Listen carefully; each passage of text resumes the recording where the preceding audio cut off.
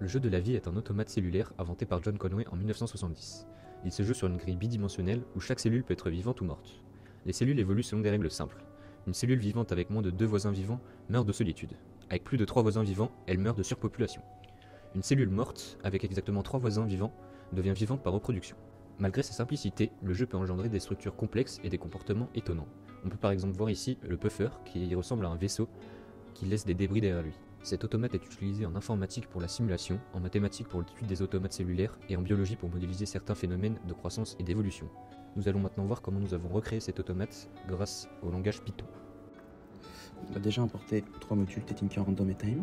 Ensuite, on va créer une fonction tableau qui nous permet de calculer, de draw et de créer le tableau. On a une fonction initialisation qui nous permet de créer un tableau vide et ensuite placer 25% de cases vivantes. On a une fonction calculée qui nous permet de calculer les règles, savoir si le prochain état sera mort ou si le prochain état sera vivant. On a une fonction pour compter le nombre de voisins à une cellule. On a une fonction pour créer les cases, si elles sont blanches, elles sont mortes, si elles sont noires, elles sont vivantes. On a une fonction pour nous demander la hauteur et la largeur du tableau. Et ensuite, on a la window jeu de la vie, donc on marque le nom de jeu de la vie. Et ensuite, on initialise, on crée le tableau de la fonction juste au-dessus, ici. Et on crée une loupe. Pour finir, voici quelques exemples de cas particuliers que le jeu de la vie peut créer.